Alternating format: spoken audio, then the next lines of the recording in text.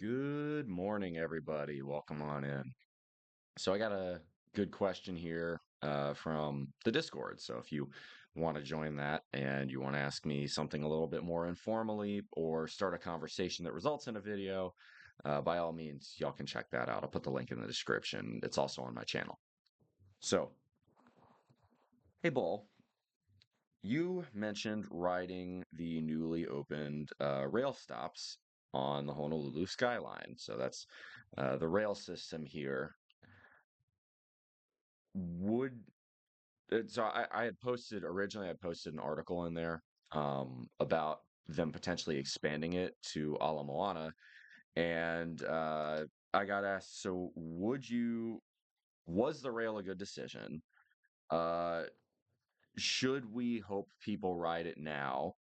And should we build it to Ala Moana, Waikiki, Manoa, and even West Kapolei, which is what the Heart CEO wants to do? And I'll go ahead and break it down. Uh, but first, a little backdrop for those of you who are not intimately familiar with public transit in Honolulu County. It has been run more or less by the bus pretty much for its entirety.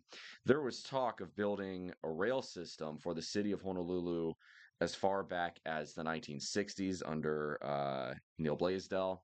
That didn't happen. There was another effort where it was going to be a combined funding between the U.S. government, the Hawaii state government in the late 1970s, and then Ronald Reagan got elected and shut that idea down.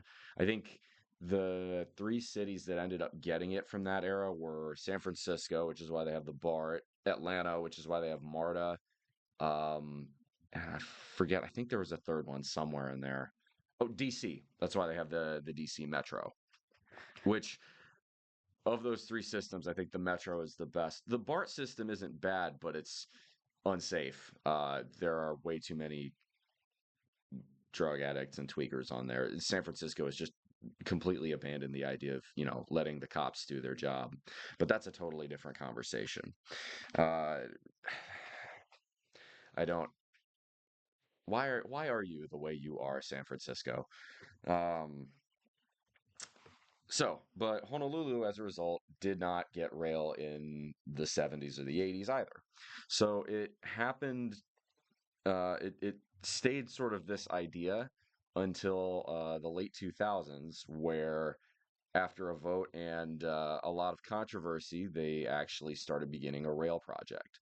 And the rail project originally was supposed to be completed all the way in 2020. It was supposed to go from East Kapolei, which is basically a field in the middle of nowhere, and I'll explain why they did that, all the way to Waikiki and Manoa. And here we are in 2025, and it's only gotten to Kalihi, which is not very close. If you look on a map, Kalihi is just east of the airport, but it's not quite at the downtown core. It's going to be another 5 years, I believe, until phase three gets built. And phase three is under construction. So it's going to go all the way to Kaka'ako. It's going to go all the way to, I believe, I think the last stop that is currently funded is Halekawila and South Street is roughly where it's supposed to be.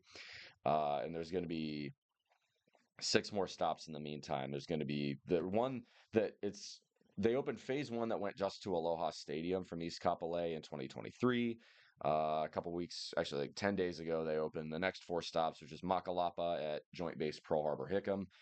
I think for very obvious reasons, building a station there made sense. The airport, kind of like, the base, you can't really have a functioning metro system without connecting to an airport. That's just obvious. Lagoon Drive and Mapuna Puna, which is more of an industrial area. However, it works really well for bus transfers. And then Kalihi Transit Center, which has even more bus transfers. And Kalihi is also a residential area. So all four of those stops are relatively useful. Um, so that's good. The next four stops, the next six stops in phase three, I believe, one's going to be Dillingham and Mokaoea. I don't really understand why they're putting a stop here. The one at Kalihi Transit Center is only like a 0.6 miles away. I I think you could probably skip this station and go to the one in Evile instead, or I think the one's at Kapalama Community College, which is sort of on the side of Kalihi closer to town. If you look on a map, Honolulu is almost kind of a linear city where Metro Honolulu, I should say, kind of goes from Hawaii Kai on the eastern edge of Oahu all the way to, um, I would argue the town ends at the Middle Street Transit Station, really. That's to me, Kalihi is where the town ends. Um, I would not call Salt Lakes, Mapuna Puna, the airport, or Pearl Harbor Hickam technically part of, or I would not call that as part of urban Honolulu. I know the actual city limits, if you look on Google Maps, are slightly different, but I, that's a sort of a semantics detail. Anyway, they're gonna have one in Evile, they're gonna have one in Chinatown, they're gonna have one in kind of the downtown financial district, and then they're gonna have one at Kaka'ako, and that's where it's currently stopped at. What Hart just exercised an option on was to get Tudor Perini, the guys building the current phase three section of the rail, to extend that two more stops. One at I want to say it's Queen Street and Ward Avenue in Kaka'ako, which is a very good idea for a stop because you've got Ward Village right there. You've got a ton of skyscrapers, so it's a lot of high density residential area. And it's also next to a Whole Foods. And let's be honest, the kinds of people who like to ride public transit tend to be more left wing in nature. And there's a large Venn diagram overlapping with the kind of people who shop at a Whole Foods. It's not really being mean or even stereotyping. Statistically speaking, that's just kind of accurate. Anyway, then there would be one more stop at Ala Moana, which is one of the nation's largest outdoor shopping malls. I think it's the largest outdoor shopping mall, one of the nation's largest shopping malls in general. But, right, when Minneapolis laid down their public transit system, they had a stop at the Mall of America for a very obvious reason. It's a large destination that lots of people go to. Building a rail stop at Ala Moana makes sense. Um, this would still only be It'd still be about a mile away from the heart of Waikiki. So you could walk it. And with Honolulu weather, it's just fine to do that. However, right, what is Waikiki famous for? It's famous for tourism. So you're going to have tourists coming in from all over Japan, the mainland, what have you, trying to get to their hotels in Waikiki, and they're going to have luggage. The bus system doesn't really allow for much more than a carry-on, which is a clear and obvious problem. So having a rail system that would actually go to Waikiki where you could more or less, you know, you'd walk half a mile and you're at your hotel, not just in Waikiki, but you're actually at your hotel, that would be extremely useful. And it would cut the expense of going from the airport to Waikiki. Right now, it's like a $50 Uber ride. Now, if you pack light, you can take it's $2 for a holo card that you can just keep. And then this is what it looks like if y'all are wondering. There we go. It's washed out. There we go. So it's $2 for one of these, and it's $3 for any fare that you can go anywhere on the island for pretty much. As men, you could ride as much as you want within 2.5 hour window. And then there's a $7 daily fare cap. So, if you end up using the rail or the buses three different times, like one in the morning, one in the afternoon, one in the evening, it's not going to cost you the full $9. It'll only cost you 7. Uh, so that's the idea. And then, right, Manoa is where the University of Hawaii is. Obviously, with all those students, most of them aren't going to be able to afford cars, especially out here.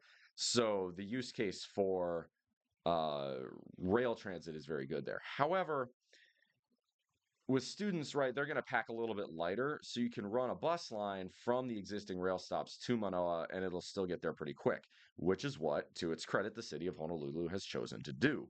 They have 3 new bus lines going from the Mapuna Puna station. The first is the A line, which goes downtown. Then there's the U line, which connects up Manoa and Kaimuki, which is a residential area next door. And then the third is the W line, which goes to Waikiki. The trouble with these lines is that while they are pretty good, they are a lot faster than the previous connections. If you were trying to get from West Oahu to uh, Manoa or Waikiki, the trouble is they're bus lines. So they get caught in the same chokingly bad traffic that everybody else gets caught in. While as the rail, it's grade separated, so you don't have to worry about that. It's also automated, so it's very very reliably on time. Anyway, uh, so to answer some of these questions, so those are the good features of the rail. The bad features of the rail: 5 years and it's still not 5 years delayed beyond estimated completion date, and it's still not done. It will be more than 10 years overdue by the time phase three gets done, and that's still not even connecting it to Ala Moana. It's way over budget. I believe the original estimate was something around 5 billion. We're sitting at 10 billion right now, and phase three will cost another 2 billion. And then obviously, right, getting from Kaka'ako to Ala Moana, that is very highly developed land, and as a result, very costly to build there. That's kind of true for any urban core, and it's too close to the water table to build underwater, or sorry, underground. So it's gonna be expensive to build those last few miles, and I'm sure the same will apply in Waikiki. That would build, I think, if it's 12 billion and it doesn't go over budget further, and then we do the Ala Moana extension, that would extend it to 13.6 billion. However, Hart has estimated ridership numbers would skyrocket if it does connect to Ala Moana, and I would agree with that. That's a very large employment center, right? You have all the workers and all the shops at the malls, and it's a very large center for both local and tourist traffic. So you could also probably set it up to where you'd have trolleys from Waikiki. And then on the other end of the rail, they've talked about connecting it to, I think it's Kamakana Ali'i. There's a shopping center in Kapolei that's about a mile from the East Kapolei rail station. That would be a pretty good place to go. And what I'm surprised about is the resorts at Ko'olina aren't lobbying to try and get the rail to go out there, or at least running shuttles from the East Kapolei station. That one blows my mind, honestly, but different conversation. Anyway, should we hope people ride it now? So I have seen comments on a lot of these news blurbs about the rail saying, "Oh, we should tear it out now. It's a waste of money. It's a money pit." And yes, it's a money pit. It's a boondoggle. There's no getting around that. But that would be throwing the baby out with the bathwater, right? We've built the thing. We've paid for it, and ridership numbers are going up now with the new phase opening. Ideally, people do ride it because that will make life easier for all the drivers. If you're a driver, you can't use the rail because it's inconvenient or it's not going to where you need it to go. You want everybody else using public transit because that's way denser. It takes cars off the road. So, do we want people to ride it now that it's been built? Yes, very much emphatically yes. So this idea of, oh, I've even seen comments, oh, nobody should ride the rail so that way it fails. It's like, why are you rooting for failure? That doesn't make sense. Anyway, but yeah, I get it. If you are a longtime local resident and you've seen how slow and over budget this thing is, you'd be pretty bitter too. But that doesn't necessarily mean, again, you need to switch the baby out with the bathwater. But there's another really good aspect of rail that I've never seen any news aspects touch on. It's one that's close to my heart as a cyclist. You can throw your bike up on the rail and take it anywhere you want, no problem along the line. And they encourage this. There are even bike racks in the trains. They're really nice trains, I will say. If you live on Oahu and you haven't checked out the rail, you should. Uh, Even if it's just to see, hey, what does it look like? It's incredibly scenic for one thing. It's air conditioned. There's Wi-Fi. There's loads of space for storage, and they're all the stops are very clean. They're very new. You don't have shit tons of homeless people on them, right? I know there's a homelessness problem out here. I'm not going to get into the politics of that, but that is a thing that, especially in like San Francisco, for instance, kind of dissuades people from taking public transit. That problem does not exist here. It's clean, it's safe, and there are workers and guards, not on every train, but on most of them. And at every station. So you wouldn't have to worry about that. If your objection to riding the rail is safety, you can lay that one to rest. Uh, I will say that much. But if you're a cyclist, for me, for instance, there's a chunk of land between the stadium and Aiea where the Pearl Harbor bike path really begins. So the Pearl Harbor bike path should be open to the compact fleet Arizona Memorial area, but because apparently what I've heard is 2 decades ago, some tweaker tried to burn down the compact fleet boathouse out there. That they locked the gate on the Pearl Harbor bike path because homeless people sleep along it, and I've I see them. They're never aggressive. The only thing that's aggressive is their dogs. I wish they'd control their dogs a little bit better, but like I've never had problems riding along the Pearl Harbor bike path, be it or the Nimitz bike path, which goes through Mapuna Puna, which is probably either that or Waianae, the homeless village out there, probably the most highest population of homeless people on this island. There, very few of them are aggressive. You got to have. I'm not Mr. Bleeding Heart, but you do need to have a little bit of empathy for these people, whether or not their decisions are self-inflicted, and often they are. Often it's because they've made some bad decisions.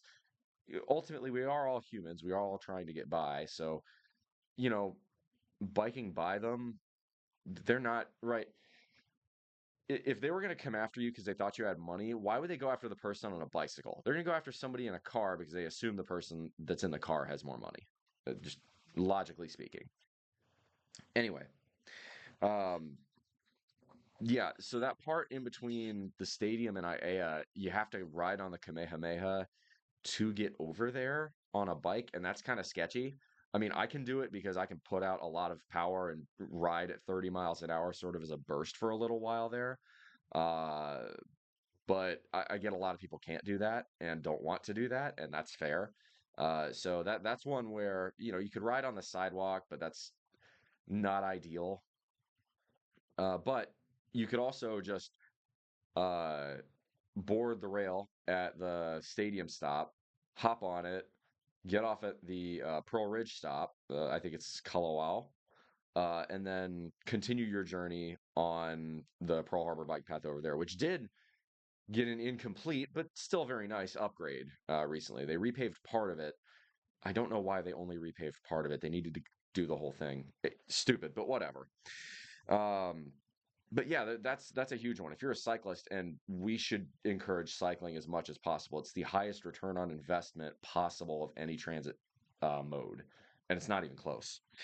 But yeah, so that alone, I think the cycling benefit is the most untouched on benefit to the rail. Um, it's a big game changer. Like if I want to go out to White Plains or Eva Beach, I'll I'll ride there. I'll get my bike. I'll ride to the Aloha Stadium or Makalapa stops. I can pick now. Hop on the train, take it out to East Kapolei, and then ride from there to White Plains. Easy, super easy. Credit where it's due to Kapolei and Eva Beach. Way better bike infrastructure than the town. I think it's because it was planned a little bit more recently, and they made allotments for that. There was more space. Whereas in town, it's older infrastructure. You don't have that luxury. But tearing it up now would just be that would be cutting off your nose to spite your face. I don't think that's a good idea. And then people are going to respond to that with, "Well, it doesn't make money. It's not profitable." Of course, it's not. No transit system is. Go to Tokyo. Their transit system isn't profitable. Like JR, Japan Rail, right? That's sort of the gold standard for what good transit should be, right? Everybody kind of agrees Japanese transit is fantastic because it is. They don't make money on the rail.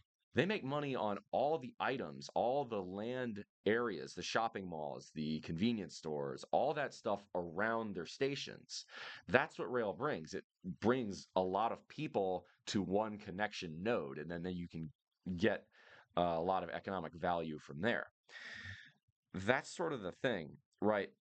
If you want to say, oh, well, rail should be profitable, public transit should be profitable, or at least break even. Okay, then you're in favor of toll roads, right? Because the highways should be too then.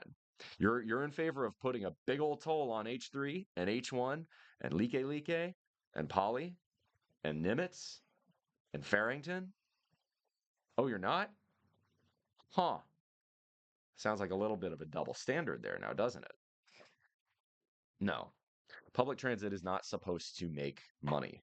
Public transit is supposed to relieve the burden of congestion on cars because cars are not space efficient enough to work in a city.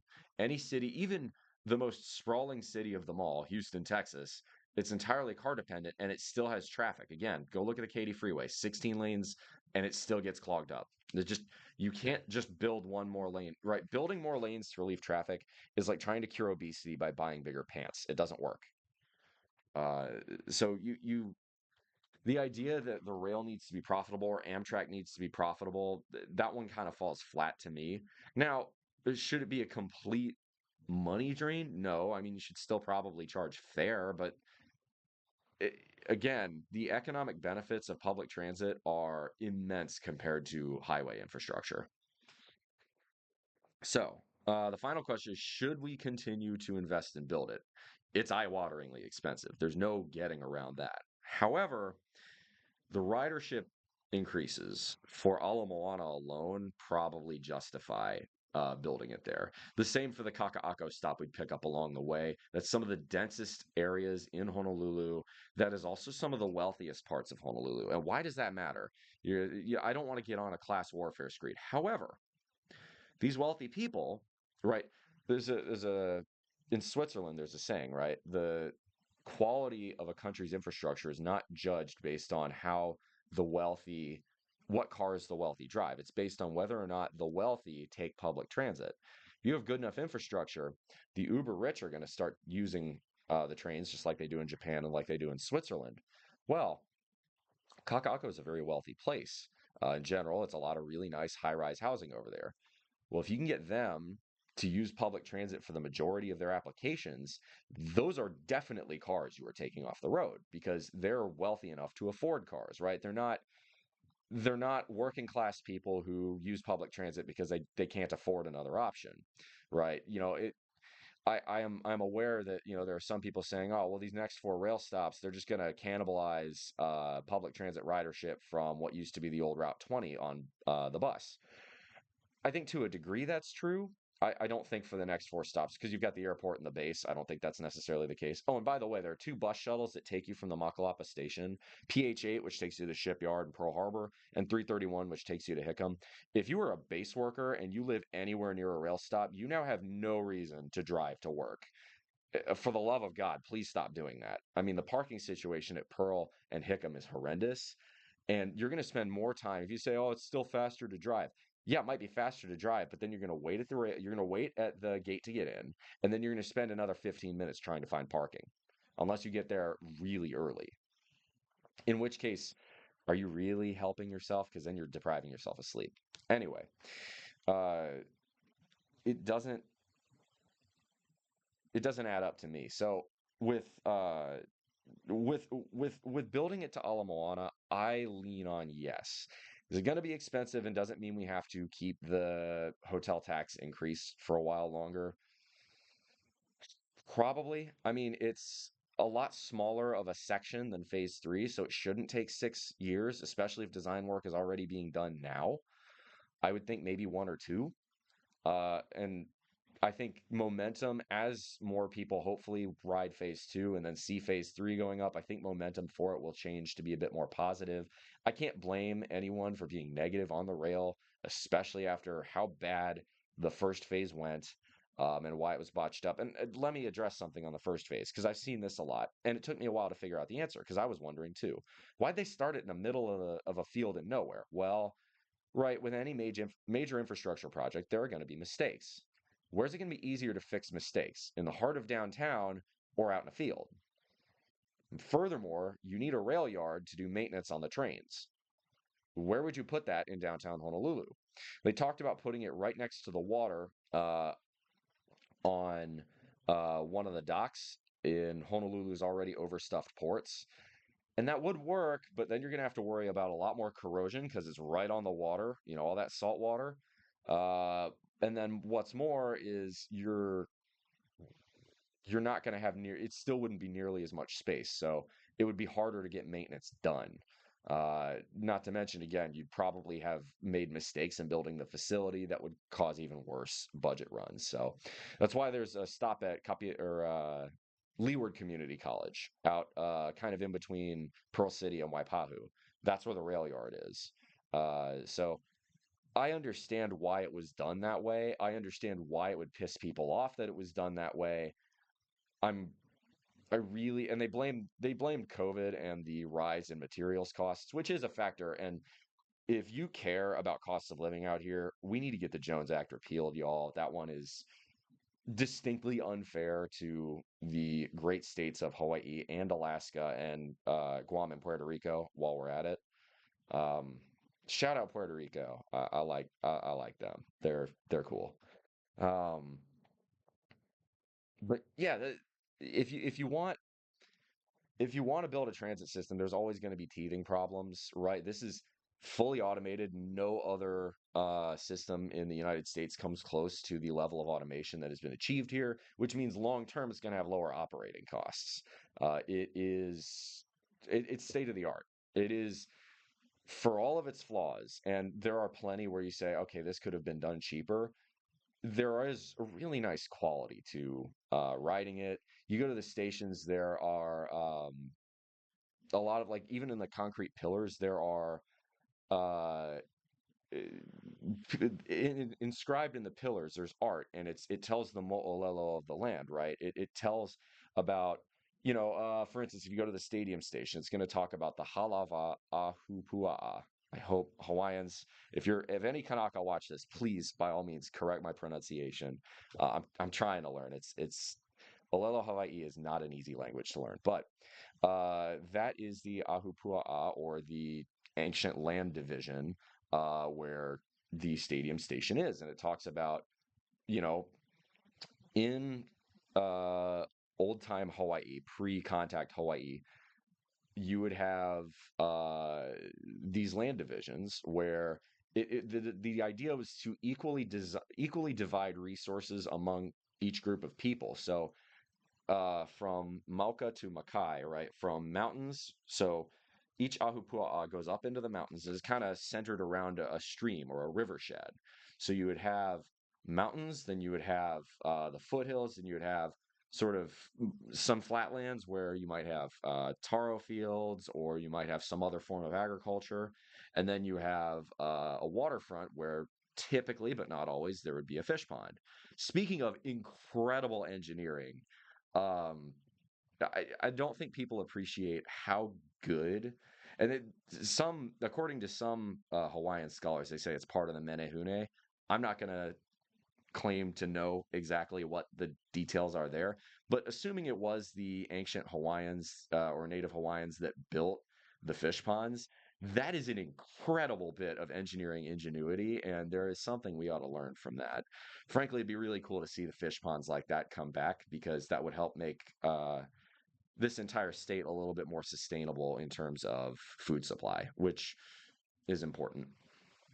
And it's also far more ecologically friendly than importing all of our food stock. This is one where I uh, have tried to improve my frugal ways in the past, and I try to buy local.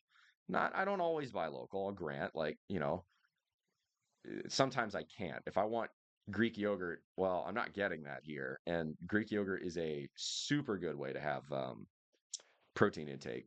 So, I'll go to Costco for that. But cabbage, for instance, right? If I could go, I can go into the store at Costco, or I can go into a Safeway, or I can go into Foodland or Times, and I can choose between, a bag of salad greens that was imported from California, or I can choose cabbage that was grown over in Kunia, or the keiki greens at Costco that were made on the Big Island. Yeah, I'll spend the extra couple of dollars and grab what's made here. So it is important to support local agriculture, especially in this state. Economic diversification is crucial to the future success of Hawaii, um, be it as a state or as something else. And I really love this place. So I'd like to think that's helping at least a little. Uh, I don't know. Anyway, as far as the rail is concerned, do I think we should build the rail to Ala Moana? Yeah. Will it be expensive? Will it be painful? Will it take a long time? Yeah. I still think the costs are outweighed by the benefits, and I would argue the same for Waikiki. You could also try and block a lane on Nimitz if you want to do this cheaper and build a bus rapid transit system. However, that's not really going to work for the tourists very well, right? They're especially all the Japanese ones, which is a huge demographic. They're used to trains. And if you really want to boost ridership numbers and take cars off the road, giving them that rail option to Waikiki is huge. A rail option to Manoa would work great, but I think buses would still get the job done there. So if I were to prioritize future rail expansions, I agree Ala Moana should be number one on the list because it's easy. You're already building in that direction, and it's only another mile and a half. I think number two's got to be Waikiki. Just the economic implications of getting a rail there are massive. The amount of cars it would take off the road are massive. Number three, I would probably put um, the economic, the correct economic answer would probably be West Kapolei and Ko'olina. The moral answer would be Manoa because I think the students deserve it, and that would help the locals more. And if we're going to do Waikiki, I think Manoa deserves it. Plus, you get Kaimuki as well, probably, or McCully at least on the way, which is a good residential area. Um, I economically speaking, I would say if you could get the rail out to Ko'olina or even, I mean, Nanakuli, that would be the dream, wouldn't it? But we can, that's probably about as likely as Hawaii Kai. So I would, punt on that. But even if you got it just to Kapolei, and then you could make a deal with the Hawaiian Railway Society and maybe just have that little short line or that narrow gauge steam rail go out to Ko'olina, which it does.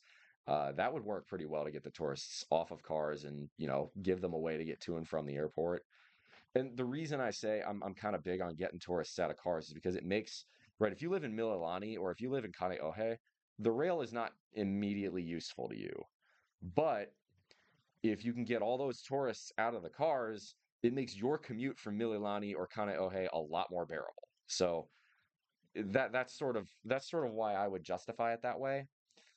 But if you've got opinions on the rail project, if you think it's a boondoggle, if you disagree with my analysis, or if you agree with my analysis, I would love to hear. Drop a comment on this one. Um, by all means, let me hear what y'all got to say. As for me, I need to go hit the gym. I have a bench day coming up, and it's going to be a good one. Yes, one other thing, my Fighting Texas Aggies are 8-0 for the first time in my life since 1992. So this is a special year for college football. I may start popping up on Reds or Squid Tart streams a little bit more now. I haven't watched much of them this year, but we put LSU's belt to ass, and that was 3 decades of pent up aggression that needed to get worked out. So I was very happy about that. Anyway, that's all I got for y'all today. I might be on the Discord later. We'll see. Definitely join the Discord if you want to get to know me a little bit better. As always, y'all make good decisions. It's good decisions from your actions. It's actions from your habits. It's habits from your values. Value from an ethos. To be the guide star at the root. The rough waters of life. Come in for the hug. Shoots, y'all. I'm gonna go kick some ass in the gym. I'm gonna go make some good decisions on that one.